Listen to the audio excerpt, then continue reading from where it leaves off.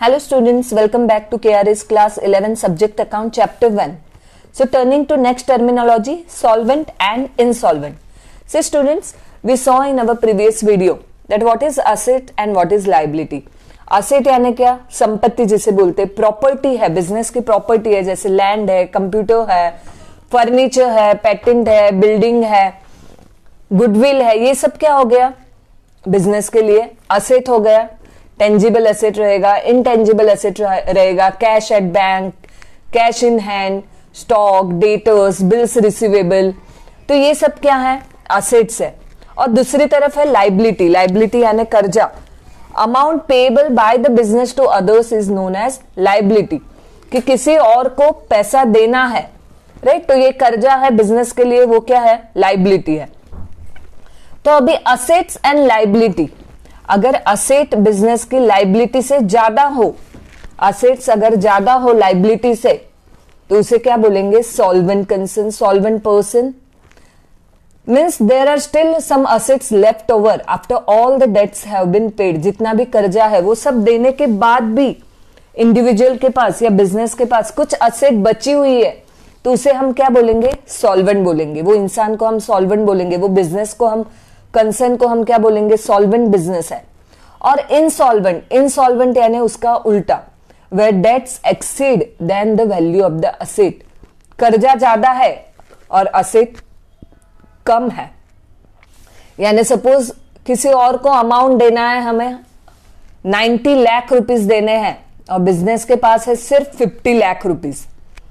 Okay, देना कितना है? 90 लाख है और 50 लाख ही है बिजनेस के पास, इंक्लूडिंग ऑल असेट्स.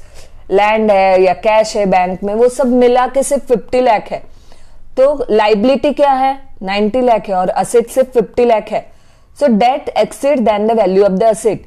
पूरा असेट दे भी दिया तो भी 40 लाख का और खर्चा रहता है, जो देने के लिए कुछ भी पैसा नहीं है, तो उसे क्या बोलेंगे? Insolvent. So see in your text book, solvent. Solvent यानी क्या है? If a person's assets are more than his liabilities. Assets ज्यादा है लाइबिलिटीज से, और we can say equal to his liabilities. यानी असेट 50 लाख है, लाइबिलिटी 50 लाख है, दोनों इक्वल है. या असेट है 1 करोड़ और लाइबिलिटी है सिर्फ 50 लाख, तो भी क्या बोलेंगे? Solvent. Assets are more than liabilities और equal to liabilities. He is called as a solvent person. Solvent person is financially sound and is in a position to pay off all his debts. यहाँ पे example दिया है, किसी इंसान के total asset है 50 lakh and his total debts were 30 lakh.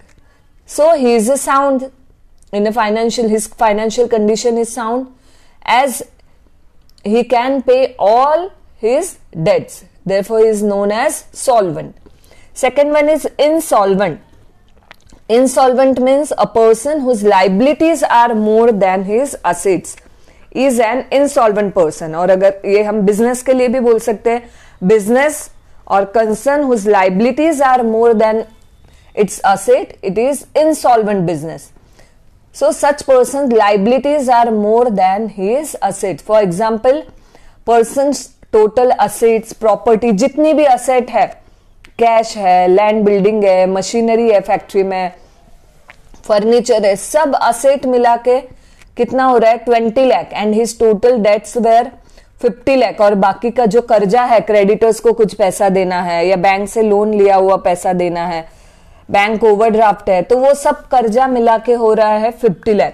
So he is not in a position to pay full amount and he is not even in a position to get any amount from any source.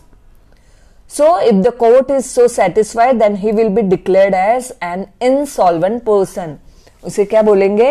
Insolvent person. Okay, thank you students. Have a good day.